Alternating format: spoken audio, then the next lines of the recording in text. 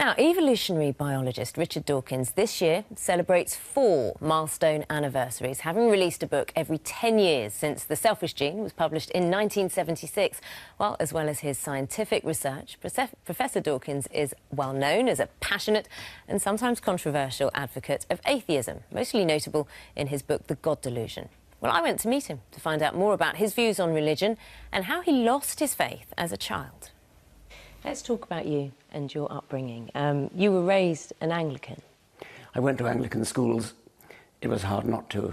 In my time, virtually all schools were. But that doesn't mean that my parents raised me Anglican. When did you stop believing in God? I realised at the age of about 9 that there were lots of different religions and they couldn't all be right.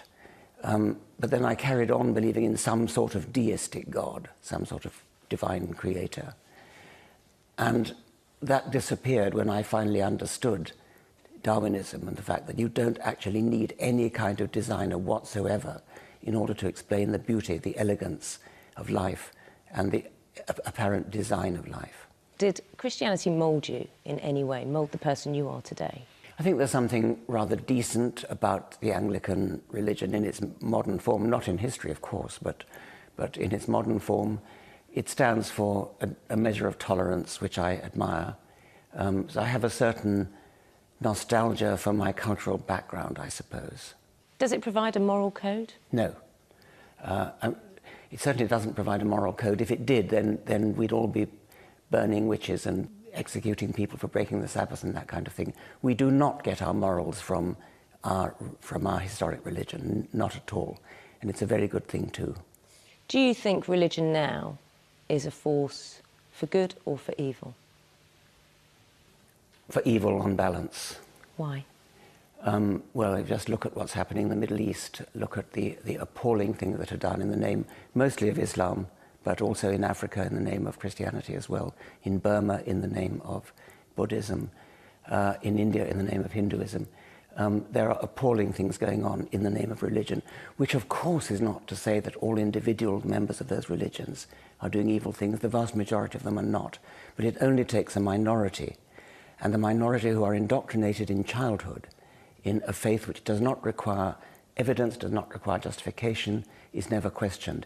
That is evil. It's evil to children, and it causes evil when they grow up. So what do you think needs to be done when it comes to children being taught about atheism as well as religion? I think faith schools need to go, not the schools themselves, of course, but the tendency to tell children they belong to a particular faith, to have a school that is imbued with just one faith. Teach children about religion by all means. It's very important in history, very important in current politics. The Bible is very important in literature. But don't tell a child, you are a Catholic child and this is what you believe.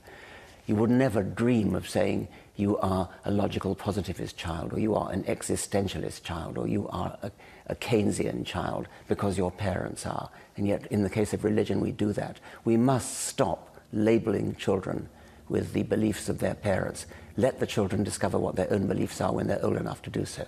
When you defend atheism, how closely do you come to attacking religion? Is there a line that shouldn't be crossed? Well, one line that certainly should not be crossed ever is the line of violence, and neither I nor any of my atheist colleagues ever do that. I think it's right to attack religion. I think it's right to attack any false beliefs, but also always to do it on intellectual grounds, always to do it using argument and evidence rather than insult. Is it inevitable that you will insult someone and hurt people?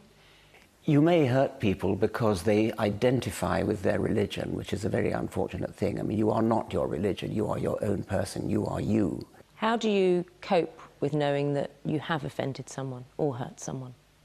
I don't mind at all if it's simply their religion that causes them to be hurt. I would never hurt somebody by saying you've got an ugly face or something like that, but saying your religion is absurd, I'm quite happy to say that. I've noticed your voice is rather croaky. And I'm assuming this is after you suffered a stroke earlier this year.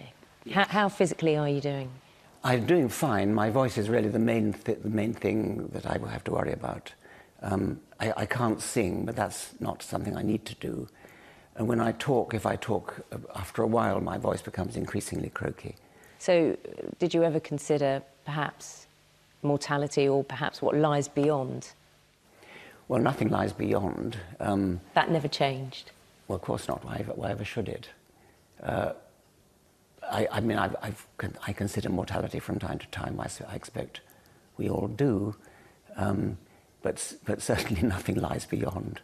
The Church of England urged people to pray for you. Did you appreciate that, or did you think it was a waste of time?